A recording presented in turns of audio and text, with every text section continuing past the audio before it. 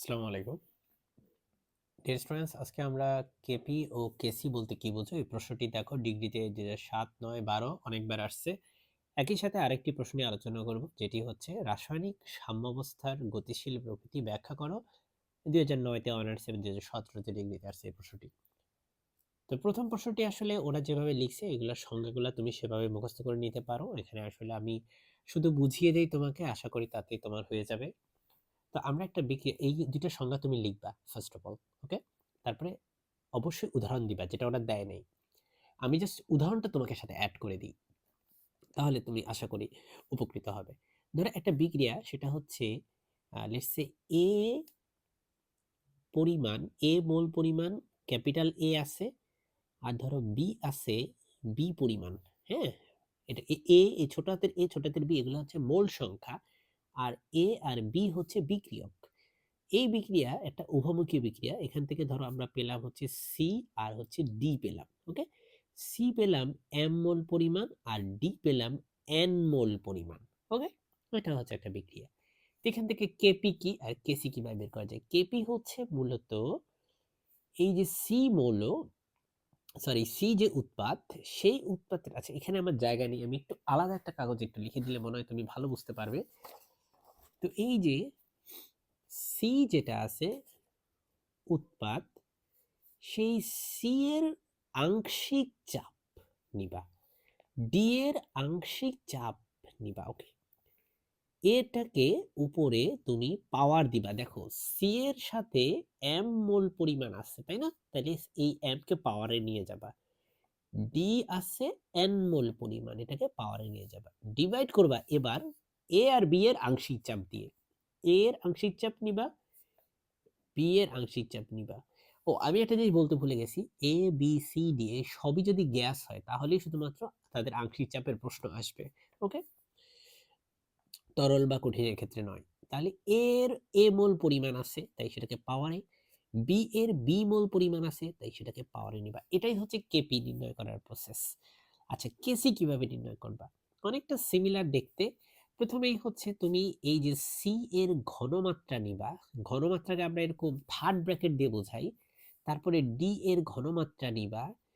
এবার এটার পাওয়ার দিবা। সি এর সাথে এম আছে, তাই এটাকে এম এ উন্নীত করবা পাওয়ার। ডি এর সাথে এন আছে, তাই এটাকে এন এ উন্নীত করবা। সিমিলারলি বি এর সাথে ভাই, বি এর সাথে বি আছে, আর এ এর সাথে হচ্ছে এ আছে। তো আমরা যেটা দেখতে পেলাম যে এই এই যে ব্র্যাকেট দিয়ে আসলে আমরা কি বোঝাচ্ছি জানো? এটা দিয়ে বোঝাচ্ছি যে সি এর ঘনমাত্রা, এটা হচ্ছে ডি এর ঘনমাত্রা, তার উপর পাওয়ার এন। আশা করি বুঝতে পারতেছো কেপিকেসি কি। তুমি যদি এই সংজ্ঞাগুলোর সাথে আমার এই ম্যাথমেটিক্যাল সূত্রটা লেখো, তাহলেই তুমি ফুল মার্ক পাবে ইনশাআল্লাহ। পরবর্তী প্রশ্নটি হচ্ছে রাসায়নিক সাম্যাবস্থার গতিশীল প্রকৃতি ব্যাখ্যা করো। রাসায়নিক সাম্যাবস্থা যে আসলেই গতিশীল, এটা যে কোনো মন্থর প্রক্রিয়া না, বা এটা যে একটা স্থির প্রক্রিয়া না, এটার ব্যাখ্যা। তো রাসায়নিক সাম্যাবস্থা গতিশীল, তার মানে কি? তার মানে এই বিক্রিয়কগুলো সব সময় উৎপাদ তৈরি করে। তার মানে হাইড্রোজেন আর আয়োডিন মিলে, হাইড্রোজেন আর আয়োডিন মিলে হাইড্রোজেন আয়োডাইড তৈরি করে যাচ্ছে সব সময়, সব সময় কন্টিনিউয়াসলি। আর এই হাইড্রোজেন আয়োডাইড ভেঙে কন্টিনিউয়াসলি এই দুইটা তৈরি করতেছে, হাইড্রোজেন আর আয়োডিন তৈরি করে যাচ্ছে।